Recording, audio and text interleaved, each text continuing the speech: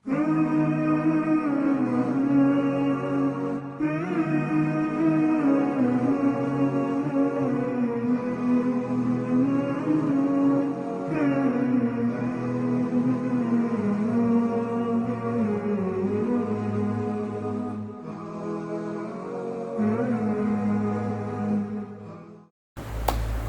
alaikum and welcome to Iftar Insights Inside Edition, episode 21. As you can probably hear, it is raining cats and dogs here in Trinidad and Tobago, but that is probably the most perfect note on which to welcome you to our journey today to London, which is notorious for its rainy days.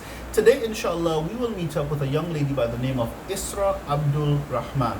Isra's story, and Isra herself, is quite unique in the sense that her father is from Guyana, her mother is from Somalia. Mom and dad both met in London, where they met, they got married, they settled, and this is where Isra's story began. And today, this inshallah is where we will meet up with Isra. Isra, as she will explain to you later on, as the program was along today, also spent some time in Egypt, and she has traveled a bit as well. So she's got many different points of reference when it comes to the observance of Ramadan. We will also learn today how Isra's British observance of Ramadan is also heavily influenced by East African traditions as a result of the traditions and cultures that she would have learned from her mother over the years. And speaking of mom, we would like to give a warm salams and welcome to mommy as well. That's Auntie Miriam, who will also be joining with Isra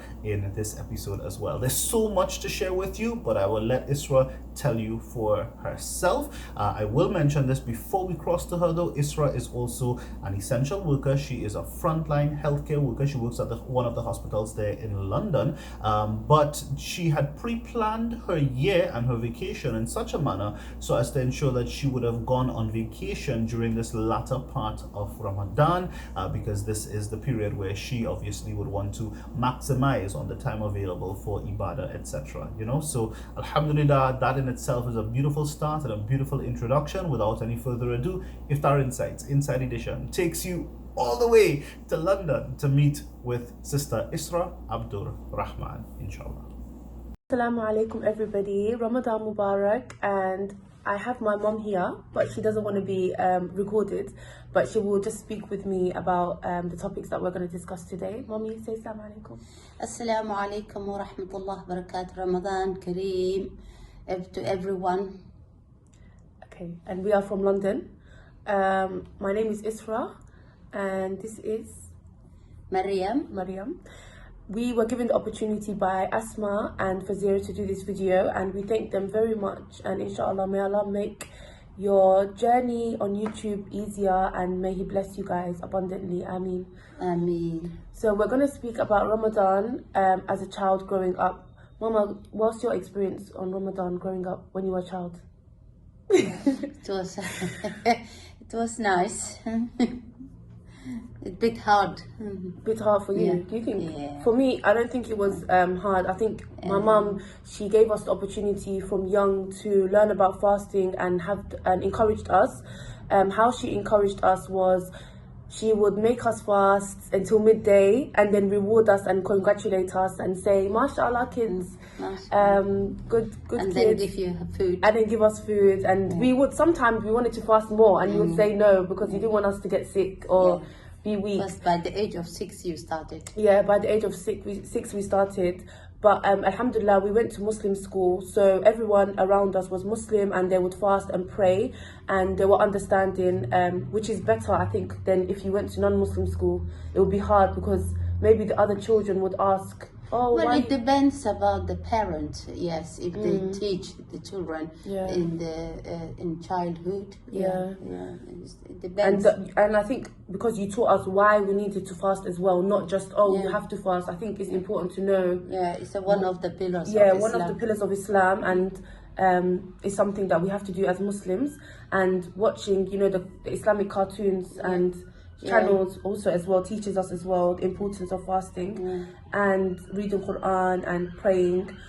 So collecting sadaqah. Collecting sadaqah and Eid as well. Yes. Eid was like something that encouraged us as children because we were excited about it, and we would getting new clothes and money, but we don't get that anymore now that we're older.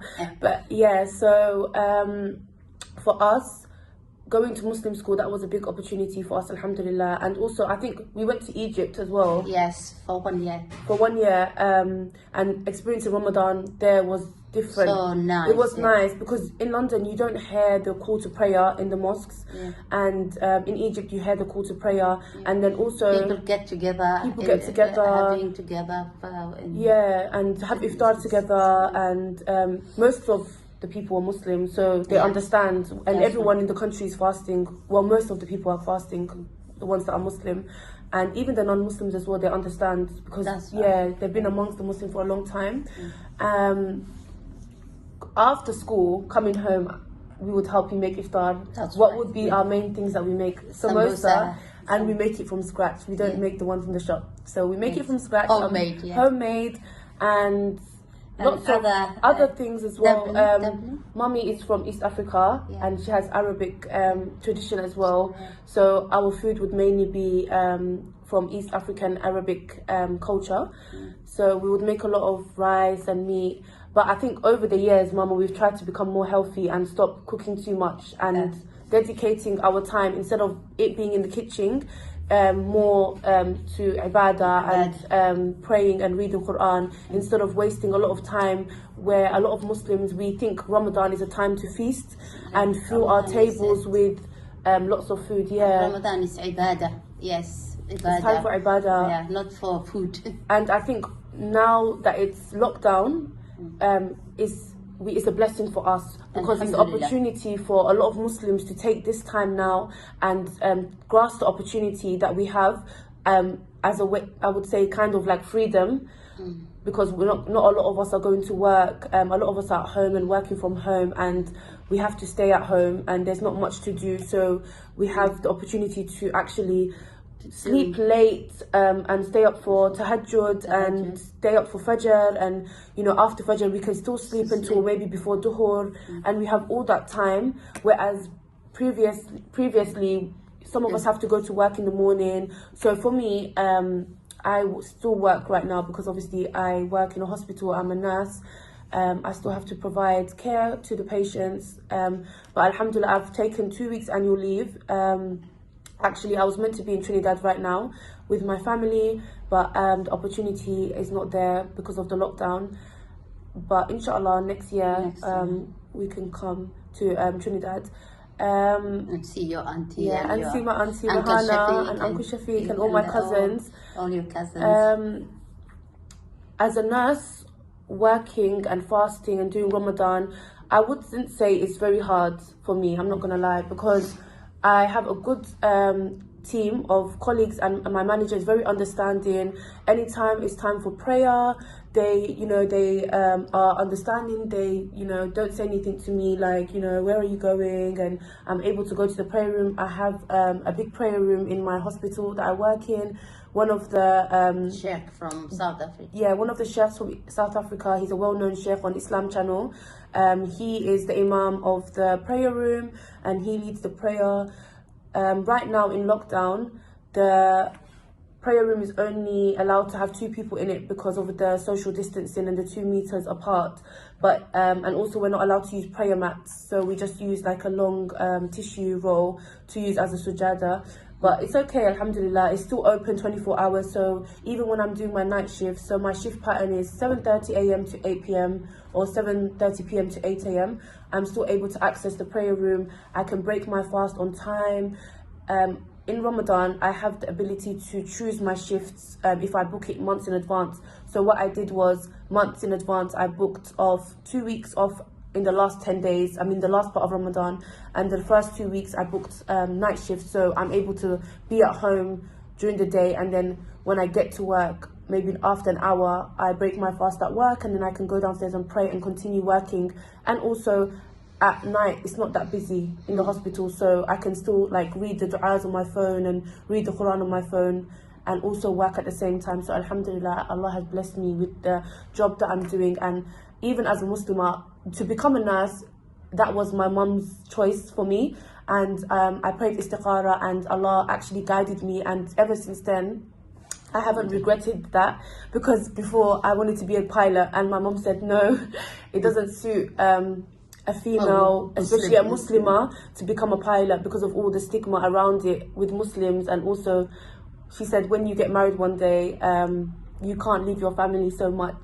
So she advised me to become a nurse, and in fact she advised me to become a pediatric nurse, and ever since then I haven't regretted it. And I'm so thankful that my mum put the idea in my head and Allah guided me to go ahead with it. And till now, alhamdulillah, I'm so thankful and I'm so blessed, and I'm happy that this is the career that I chose. Inshallah, you get a good husband as well. I mean, so nowadays, with the whole lockdown going ahead, I think it's, in a way, Mama, I think it's a blessing. Don't you think? It's a kind of blessing. It's a kind of blessing. It's sad that, we can't see all our friends and family, and we can't travel. My main problem is that I can't travel. By telephone, alhamdulillah. Yeah, we can speak on FaceTime and video calls and interact with our families still, and see, some of our family members that live locally. I think for Ramadan, the Taraweeh is one of the things that I wish... At home, you can do it. You can still do it at home, but it's different when there's even a chef. Eid, they said at home you have to do in the house. So usually for Eid, we go to the park. There's a lot of parks in London that host Muslims on Eid, and we do a big congregational prayer. This time they will open the park to go and pray at the park. So I don't think so, Mummy. Inshallah. Inshallah they will, but Ramadan Eid is in 2 weeks, so hopefully they'll lift some restrictions. Just 9 days or 9 days, or 8 days. In 8 days. So inshallah they'll lift the lockdown. But I highly doubt that. But even so, it doesn't matter. We can still do our Eid here at home. At home, yeah. It's going to be very different though. Alhamdulillah, but there's no khutbah. Only just pray. Yeah. Yeah, 2 rak'ah pray. That's all. Okay, I think we've spoken about a lot of things. And I made iftar yesterday. Yesterday, what type Yesterday's of iftar. So I made a fruit bowl, the watermelon with lots of fruits in it. Mashallah. And I made samosa, and I made some wraps and chicken. And I made the date cakes. You know the date squares Auntie Rahana taught me? Yeah. I made that. Cake. Date squares with the oats. With oats, really? Yeah, I made that. So if you guys stay tuned and keep watching, inshallah, you will see some videos and pictures of the food that we made for iftar, inshallah. Assalamu alaikum. Assalamu alaikum, and thank you for watching. And thank you, Asma and Fazil. Asma, may Allah make it easy for you, inshallah. And for that special dua that Auntie Mariam made, hoping that Isra finds herself a good husband, inshallah, we would like to say Ameen. Assalamu alaikum, and thank you very much for sharing all of that with us. We hope that maybe you would come to Trinidad next year, inshallah, and there would be a wedding here. Who knows? So for all of the single girls and single guys, all of maybe the divorcees or the widows, we would like to wish and that Allah will grant you a spouse that will be cooling to your eyes, and we wish that you would have that life companion so that you could share your everyday journey and your spiritual journey as well, inshallah. We've come to the end of that part of it, but Isra said she has something to show us, something that she was preparing for iftar, and now we invite you to join her as we see what delightful stuff she has to show us, inshallah. Assalamu alaikum. So I'm just preparing the watermelon for fruits for iftar, inshallah. So those are the fruits that I'm going to use. Some mango, grapes, blueberries, strawberries, plums. While I make my iftar, I like to listen to an Islamic lecture. But I'm just going to pause it for now so you can hear me properly. So what I'm going to try and do is take out all the insides of the watermelon and carve into zigzags around just to decorate it.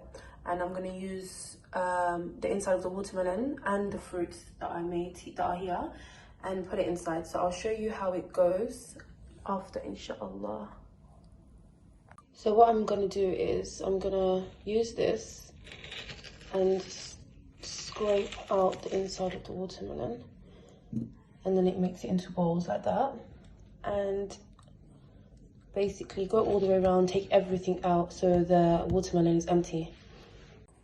So I've carved everything out of the watermelon, and as you can see, there's like the balls, watermelon balls that I used with this. Just got it from eBay.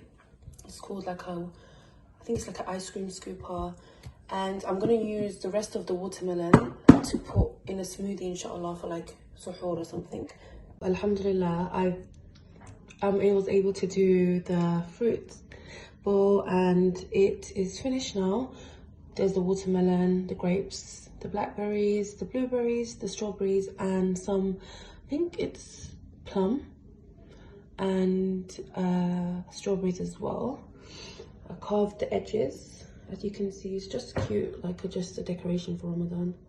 I'm just cooking some chicken, which I'm gonna add some different mixed peppers into it, inshallah. So with this, I'm gonna have this after I pray my Maghrib prayer, because I don't like to eat straight away, apart from just having the dates. I'm gonna have some samosas. I've made the fruit, and these are a special recipe from my auntie Rahman in Trinidad, Asma's mum. It's date squares, and it's just some oats with dates, and it's one of my favorite recipes my auntie taught me. With the chicken, I'm gonna make a wrap. I'm trying to stay gluten free, so no wheat. This is sweet potato wrap. So inshallah, it's just a simple iftar for me and myself, because my family are not here today. Isra, you definitely need to teach me how to make those samosas when you come to Trinidad, because I love samosas and Fuzz loves samosas.